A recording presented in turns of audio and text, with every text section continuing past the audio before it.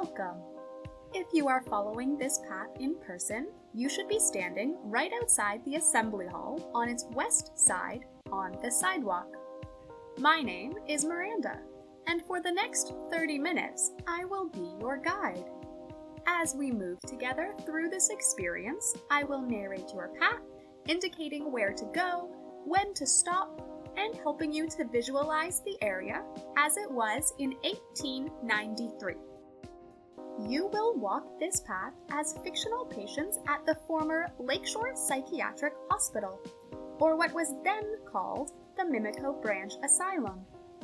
This experience will discuss the hospital's history, including treatments administered, details of patient labor, and confinement. Some of the terms I will use to refer to patients and treatment facilities will be those appropriate to the time period for historical accuracy. For the first half of the experience, you will walk as Anthony, a male patient, and for the second half, you will walk as Jean, a female patient. The encounters they have with people along this path today are also fictionalized. You will hear other voices, which will be Anthony and Jean's internal thoughts, respectively. Throughout the experience, I will be describing what they see, hear, and the various actions they take, such as stretching out their arms. I encourage you to follow along with these directions to further embody the experience, but when you follow any of my directions, please be mindful of your surroundings and travel where it is safe. Let us now step back in time together. Imagine it is 1893 and you have just finished a labor-intensive afternoon of gardening in this area. You should be facing the assembly hall to start. The next voice you will hear is Anthony's internal thoughts. Phew, another long afternoon finally over. The radishes are coming in nicely, but I don't know why the tomatoes aren't doing very well. Working in the fields every day is hard on the body. Before we get moving, take a few moments to stretch out. Stretch your back for all the leaning over to tend to the crops. Stretch your arms for carrying heavy bags of seeds and other equipment. Finally, stretch your legs for all the bending and straightening you did to reach the plants. Come to a neutral position facing the assembly hall. Today, it is operated by the City of Toronto and used primarily for arts and cultural programming, but as it wasn't built until 1898, at this point in 1893, it did not yet exist. Replace in your mind's eye this building with an open field. This was the area where gardening took place. Turn right and begin heading south down the path. Stop when you get to the crosswalk just beyond the parking lot. It's really not fair to get all of us to put in the work in the gardens. No pay, with the sun beating down on us all afternoon. When the psychiatric hospital first opened here in 1890 under the name Mimico Branch Asylum, patients were treated under the philosophy known as moral treatment.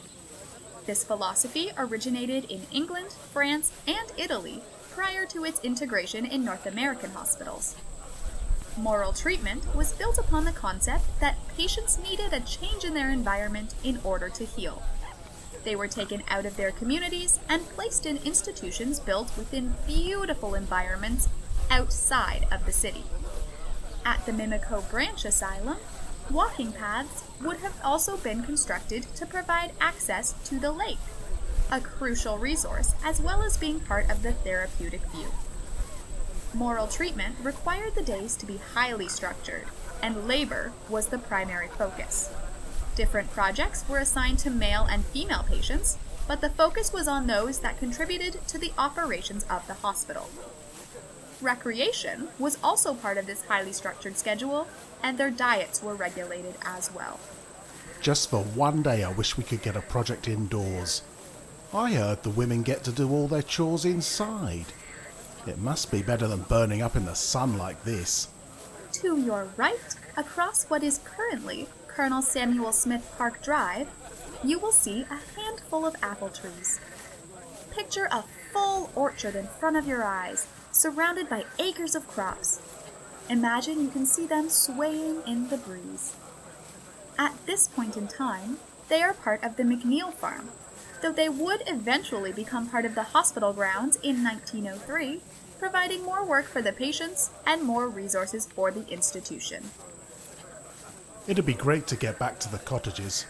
I'd like a chance to get off from my feet for a bit. At this point, you should be standing at the crosswalk. Turn to face the red brick college buildings. These were originally cottage buildings where the patients lived at the hospital. Start moving down this sidewalk to follow the cottage buildings towards the east. If you get to the end of these 3 cottages before I do, wait up for me. You should be stopped right before the sidewalk curves to the right. Cottages, like pretty much everything else at the hospital, were divided by gender to align with societal norms.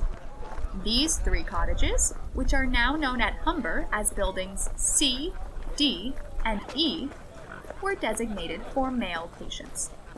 Increasingly over time, patients would be separated more by their diagnosis, allowing for men and women to be in the same group. But they would still sleep in separate buildings until the final years of the institution's history. It feels like ages since I've been at my cottage. First thing this morning I was up and brought down to the gazebo for our recreation along the shoreline. Then after lunch this afternoon was all gardening. I'm tired. Male patients were typically assigned outdoor labor projects, but they could also be assigned indoor projects as well. In 1893, the male patients were mainly assigned to projects such as gardening, construction, cleaning or repairing the wards, assisting with the laundry, and farming. The construction projects they were involved in helped to shape the hospital as a whole. They built the superintendent's residence, assembly hall, and the tunnels that helped to transport items between the cottages, in addition to laying down pipes, working on the sewers, and digging gardens. Female patients, on the other hand, were given primarily indoor projects, such as washing laundry, cleaning the wards, preparing meals, and sewing and mending items, such as aprons, sheets, and dressing gowns. I've heard the attendants talking about some new project in the works. Something about turning that bit of land to the south of the property into an area we can use during our recreation time. I think it should be used as a baseball diamond. You catch a glimpse of a bird flying ahead of you. It is dark and gleaming, with a shorter tail than most ordinary birds. That must be a European starling. I had heard they'd made their way to Ontario now. Those blasted Shakespearean enthusiasts released them in New York, and now they're wreaking havoc wherever they go.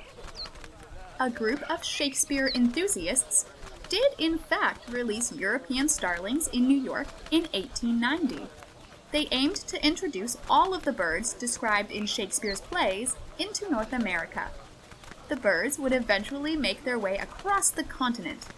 At the Mimico Branch Asylum, they destroyed the local crops and hospital buildings significantly enough that a war was waged between 1935 and 1945 to deal with them. You take a look behind you to see the attendants are turned away from you, talking to another patient. You decide to follow the bird as you watch it flit further east down the path. You hurry along, hoping the attendants won't notice you are gone. I won't be gone long. I just want to watch it for a few more moments. You should now be past the 3 male cottages on this northern edge of the buildings. Instead of a parking lot to your left, you would have been looking at an open field. Later, in 1931, a nurse's residence would be constructed here, but the building was demolished following the closure of the hospital. You should now be at the corner of the path. You see the bird fly down the path to your right. right and follow the curve of the sidewalk south. We will be going to the end of this strip, but for now, pause when you get to the center building. You'll recognize it for its arched entryway. My brother and I used to love watching birds together. He would be so envious if he knew I had spotted the European starling before him. The bird still in your sights up ahead, you quicken your steps. Though the hospital opened in the era where moral treatment was a predominant theory for mental health care, administrators of the hospital would adopt other approaches for treating patients over the years. Hydrotherapy, for instance, was introduced to Mimico around 1908. Patients were confined in bathtubs for hours at a time, while water of a specified temperature ran continuously over their bodies. Depending on the temperature, the continuous bath was intended to either calm or excite the individual. Later, beginning around 1937, somatic therapies were also used. These treatments included using chemicals, electricity, and even surgery to dramatically alter the patient's physical body in order to also affect the mind. Occupational and recreational therapy that were initially used to rehabilitate soldiers after World War I included arts, crafts, and sports combined with aspects of the earlier moral treatment philosophy. Eventually, the hospital would also adopt medications called psychopharmaceuticals. You should now be stopped outside the center building in this area. Today, Humber calls this G building, but when the hospital was in operation, it was where the main entrance to the institution was located. When patients were admitted, they came through these doors. There used to be a tower attached to the building, but that has since been removed. Stained glass was also used for the windows in the portico. Facing the building, there would have been a patient-made garden in this roundabout area. As you look at the entrance, you think back on the day you first arrived through those doors, before continuing down the sidewalk. Stop when you get to the corner of the sidewalk. I haven't seen my family since I was first admitted. No visits, not even a letter. At this point in time, public views of mental health were quite negative, so Anthony's experience would not have been uncommon. Once admitted, some patients' families broke communication and didn't acknowledge their existence to others, although visitation was permitted.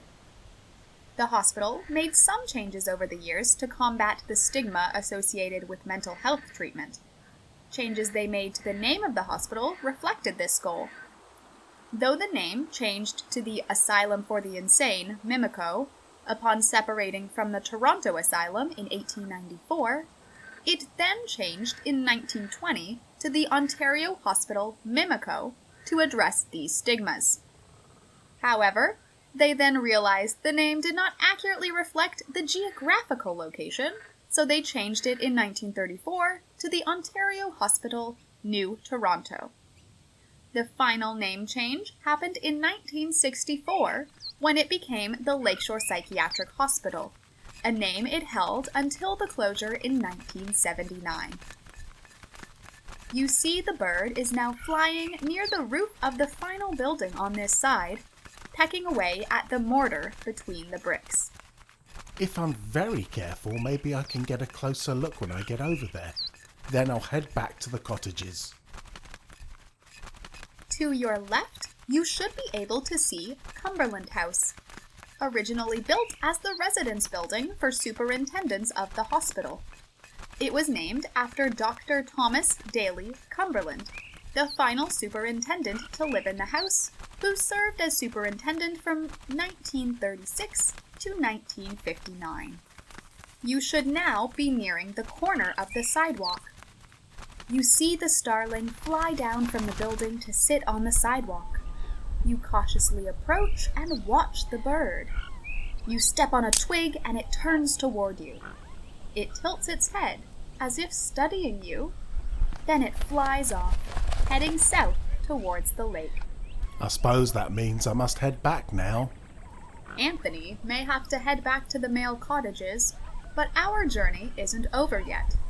We are going to continue following the sidewalk by turning right and heading around the corner before stopping in front of the first cottage building on the south side of the campus.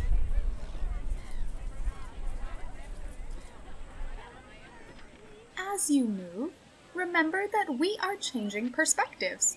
We are now at the end of the work period for Jean, a female patient whom we will follow next. Jean spent the morning washing laundry, her prescribed labor activity.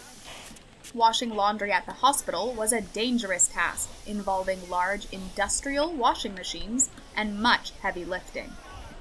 The original laundry room would have been housed in the inner courtyard behind today's G building in what was known as the Center Building. It was demolished in the later years of the hospital's operations. Imagine you have finished this intense morning and have made it back to the cottages to prepare for your afternoon. You are with a large group of female patients who will be heading down together to the lakeshore for your recreation time. There are a few attendants with your group, identifiable with their white aprons and matching caps, trying to hurry everyone along in order to keep to your schedule. You should now be approaching the first cottage building on this side. Today it is called I Building. The next voice you will hear is Jean's internal thoughts. Another morning of laundry done. I suppose it's all right to have something to occupy the time, but I wish I could be on one of the other crews. Sweeping the floors would even be better than this. Washing laundry in 1893 would have been hard on the patients' bodies. So before we continue, let's take another moment to stretch out. Your hands would be particularly tight and sore after wringing out the piles of laundry, so start by stretching them. Lifting up large piles of laundry would also be hard on the back and arms, so take a moment to stretch them as well.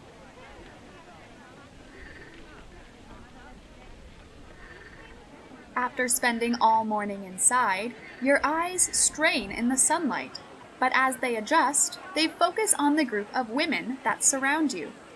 You are all facing in the direction of the lead attendant, who is doing a head count. Attendants would have been strict in keeping their patients together and following the schedule assigned to them for their prescribed labor and recreational activities. It will be lovely to walk along the lakeshore after this morning's work. I'm so tired of being cooped up in the humid, stale air of the laundry. Though I'm glad I'm not working in the sewing gang, I heard from Susan that they work above the boiler room and that the heat is absolutely unbearable. Satisfied that all the female patients are accounted for, the lead attendant turns on her heel and gestures for you to follow. Follow her west along the sidewalk until you get to the end of the 3 cottages on this southern edge.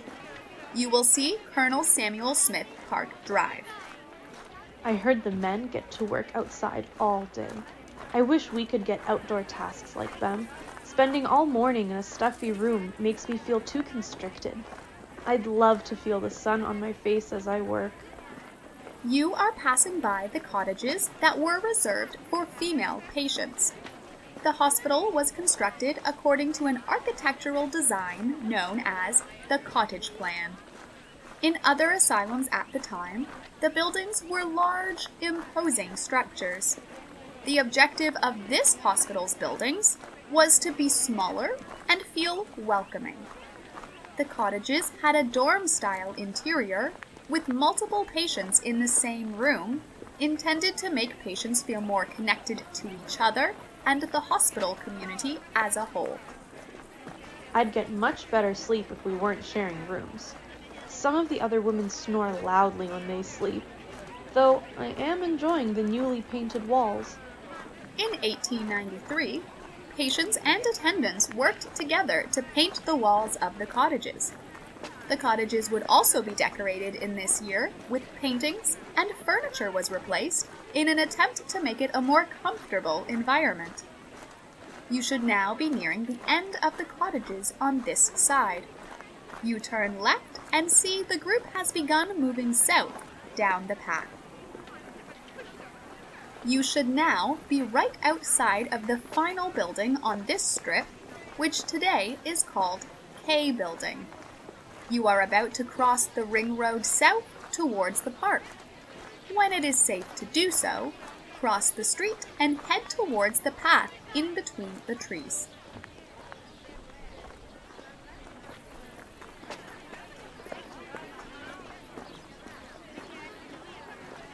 Now that you are on the paved path, follow the group south in the direction of the powerhouse.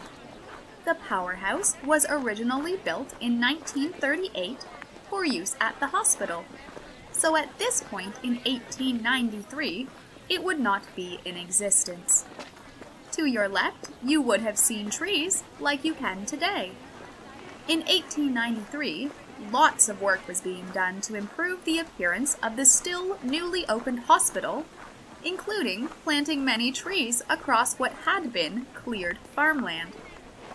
According to a report on the hospital's activities this year, trees were planted to line the main drive at the entrance of the hospital, as well as throughout the grounds. The objective was to create an ornamental park larger than others in Ontario at the time. Though we have a lovely view here, I am so looking forward to our trip to Long Branch next week. I heard we'll get to go on a steamer. In 1893, patients at the hospital enjoyed a trip to Long Branch aboard the steamer Greyhound. They made quite an impression on the captain of the boat, who described the patients as some of the most orderly passengers he had had that season. You glance over your shoulder to see a few patients have fallen behind, chatting to each other. You jump as the lead attendant yells for them to keep up. Oi! They'd better hurry up. I don't want to lose any of my time at the lake because they can't stay with the group. You turn around and nearly bump right into another patient. The attendant has stopped the group, waiting for the trailing women. You should be right outside the powerhouse now. The women catch up with the rest of the group. The attendant turns around and gestures for you all to continue moving. Continuing south towards the end of the pathway, you feel the wind tousle the stray hairs that have fallen out of your braid. You instantly release the remaining tension in your shoulders as you focus on the shoreline coming more into view in front of you. Though in our current year, the lake's edge is much further south, in 1893, it began at the edge of this path. When we get there, you will see a parking lot and Swallow Field are now where the lake's edge was. Let's stop when we get to the original shoreline and listen to the waves together. The lake reminds me of the summers I spent at the beach, running barefoot along the water, feeling the sand in my toes and the cool water splashing as I ran. The lake was part of the reason why this area was chosen for the psychiatric hospital. The original site was deemed to be too far from the water's edge and therefore too difficult to transport the necessary water for the institution's operations. The patients would lay and repair pipes for both the institution's drinking water and refuge. An added bonus of the shoreline location was, of course, that it added to the picturesque view thought to be integral to healing the patients. As you move, your gaze is focused on watching the waves rise and fall, the entire surface shimmering with the movement.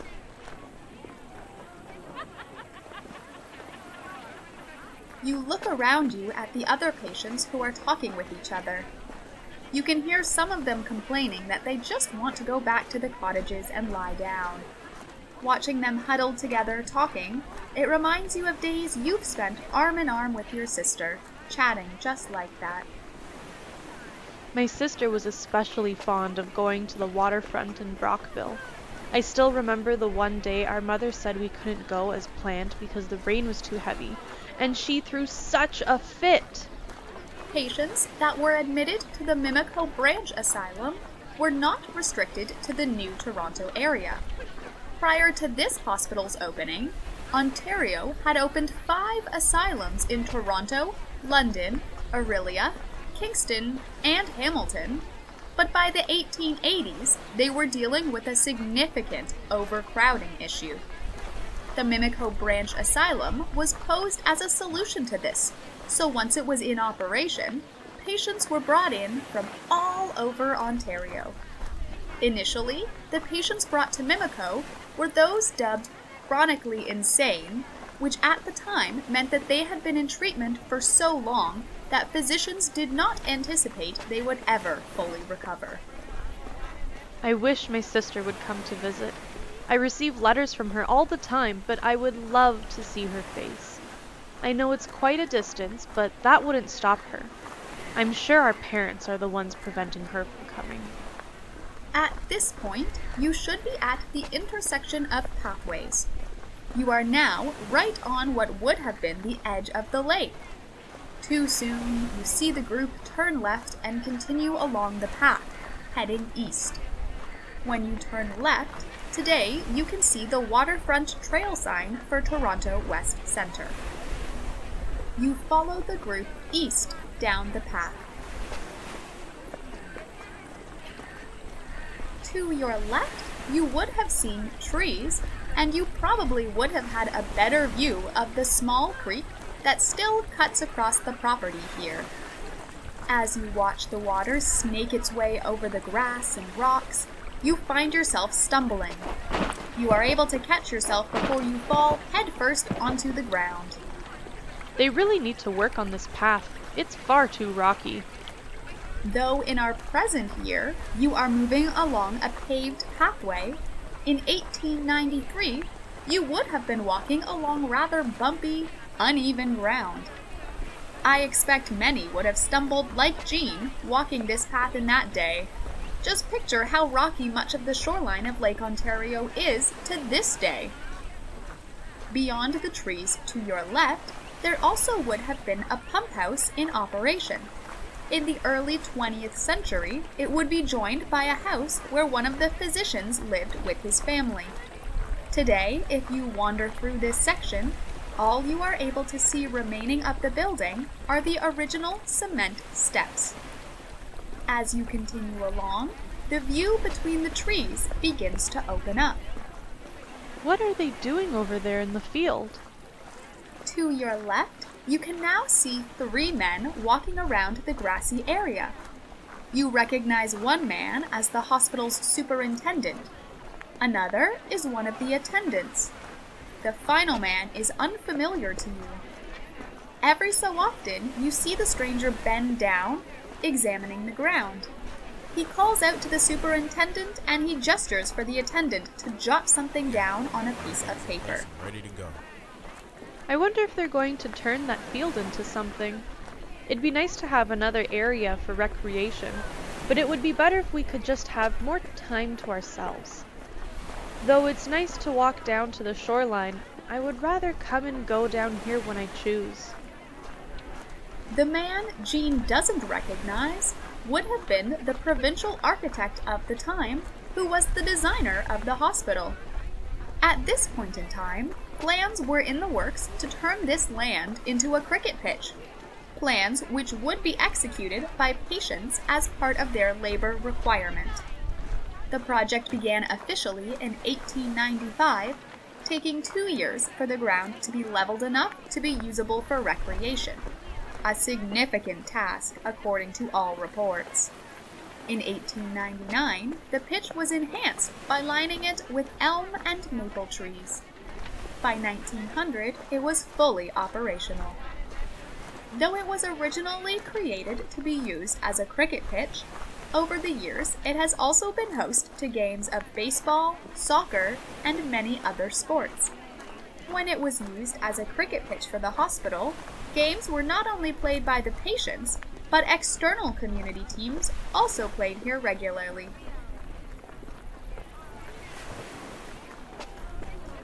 Up ahead, you can start to see the gazebo. This was another early project given to patients. When the hospital was in operation, they had 3 styles of pavilions constructed along the shoreline. The only remaining gazebo was also the first of these to be constructed. It was built at least as early as 1893, possibly earlier. As they wanted to keep male and female patients separate, patients' recreation time at the gazebo was scheduled so there would be no opportunity for mingling between the groups. However, once additional structures had been built, male and female patients were assigned separate gazebos entirely. As you pass, you should still be able to see the cement pad from one of the later gazebos. Finally we've made it! You should now be close to the gazebo. As we approach it, we will be leaving Jean to enjoy the sights of the lake. I invite you to bring yourself back to the present year as I bring you to our conclusion. The Lakeshore Psychiatric Hospital was opened between 1890 and 1979, adapting its practices throughout its history. The buildings were maintained by the province throughout its history and after it was closed.